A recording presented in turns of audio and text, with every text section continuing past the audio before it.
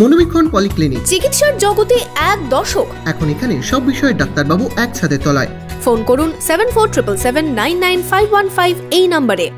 তীব্র গরম থেকে মুক্তি পেতে ঘন ঘন ঠান্ডা পানীয়ে চুমুক দিচ্ছেন, এর মধ্যে লুকিয়ে নেই তো কোনো বিপদ। তীব্র গরমে ঠান্ডা জল খাওয়া কি ভালো, কি বলছেন চিকিৎসকেরা?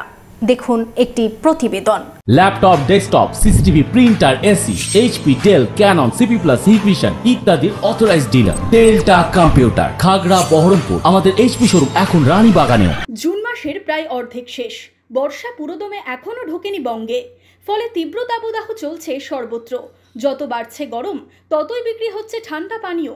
ঠান্ডা লেবুর জল হোক বা ডাবের জল কিংবা আখের রস, গরম থেকে বাঁচতে গলা ভেজাতে দেদার বিক্রি হচ্ছে এইসব পানীয়। পাশাপাশি ফ্রিজের ঠান্ডা জল।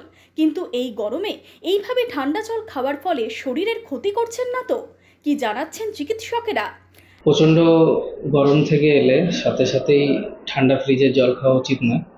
প্রথমে উচিত হচ্ছে আপনি একটা ঘরের ভিতর ঢুকে ভালো করে একটা রেস্ট নিয়ে বসুন, 10-15 মিনিট বসুন, ঘামটা শুকাক।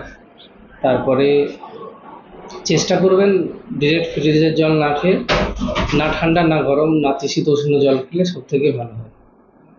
আর হঠাৎ করে প্রচণ্ড গরম থেকে আসার পরে ফ্রিজের জল খেলে সেক্ষেত্রে একটা অ্যালার্জিয়া ইনফেকশনের চান্স অনেকটাই বেড়ে যায়। তো গরম ঠান্ডা হয়ে সর্দি, কাশি, অনেক ক্ষেত্রে জ্বর হওয়ার চান্স বেড়ে যায়। একই সঙ্গে পাল্লা দিয়ে বিক্রি হচ্ছে ঠান্ডা কোল্ড ড্রিঙ্কসও। বিভিন্ন নামি দামি কোম্পানির এই সমস্ত ঠান্ডা মিষ্টি পানীয় 8 থেকে 80 সবাই মজলিস করে খাচ্ছেন। কিন্তু এটা কতটা ক্ষতিকারক সেই সম্পর্কে জানালেন চিকিৎসকেরা।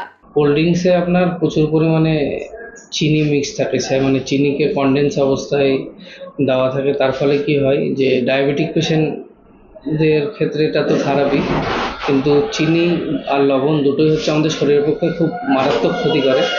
এটা আমাদের কিডনি ড্যামেজ পর্যন্ত করতে পারে। তো লবণ এবং চিনি যে খাবারে অতিরিক্ত পরিমাণে থাকে সেই খাবারগুলোকে এড়িয়ে চলাই বাঞ্ছনীয়। বাইরে গরম থেকে এসেই খাওয়া যাবে না ঠান্ডা পানীয়, সে রাস্তায় হোক কিংবা বাড়িতে। এই গরমে ঠান্ডা পান করলে সহজেই লেগে যেতে পারে ঠান্ডা, জানাচ্ছেন চিকিৎসকেরা। বহরমপুর থেকে রামচন্দ্র বিশ্বাসের রিপোর্ট, ইমাজিন কমিউনিটি মিডিয়া।